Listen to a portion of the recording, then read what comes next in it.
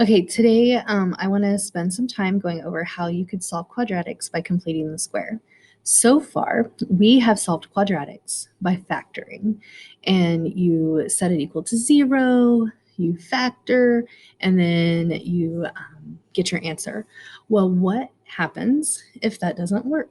Or is there another way that you could do it? And the answer is there's a couple different ways. Today, we're going to talk about completing the squares. So, again, some can be solved easily by factoring. So like that one, two things that multiply to be negative 16, that add to be 6 would be 8 and negative 2. And so when you solved this, you would have a negative 8 and a 2. Remember, you set each of these equal to 0 and solve. But sometimes they can be a little harder. And so what happens if it cannot be factored using integers?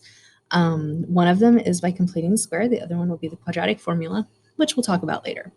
So since it cannot be factored using integers, you're going to write it in this form.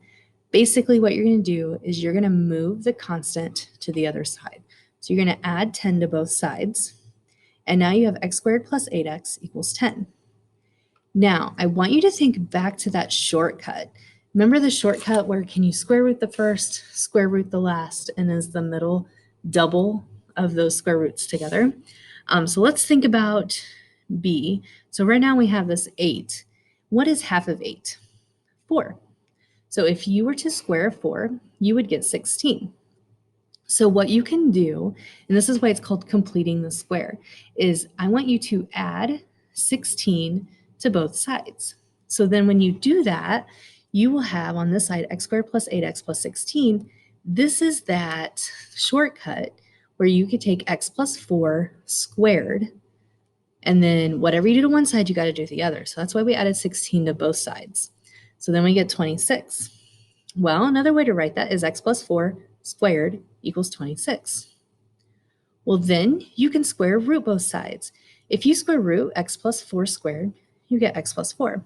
If you square root 26, you can either get a positive square root of 26 or a negative square root of 26.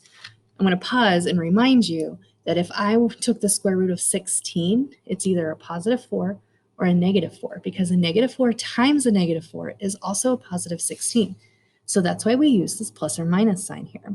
So then to get x by itself, you would subtract 4 from both sides, and that's how you do it. Now, I had one more step and have you find the square root of 26 in your calculator to solve that. So what we're going to do, and we'll do some of these together in class, and if you're at home and you need to see another example, please let me know. But we are going to solve several of these in class. You can either use GoFormative if you want to type it all out, or I will have paper copies. So please reach out if you're at home and want to see another example. But basically, going through one without writing anything down, the first thing you would do, because it wants you to complete the square, add 3 to both sides. Then you think about a squared plus 2a. How am I going to complete that square? Half of 2 is 1. And so, and 1 squared is 1. And so this side, it would be a squared plus 2a plus 1 equals 3 plus 1. Then when you think about what a squared plus 2a plus 1 equals, that's a plus 1 squared. So you have a plus 1 squared equals 4 squared. Square root both sides. That'll give you plus or minus 2. Then you can subtract 1 from a positive 2 and from a negative 2 to get your answer. So I'm sure it's harder to follow along without me writing things down. That's why I would love to go through another one with you. If you need help, let me know.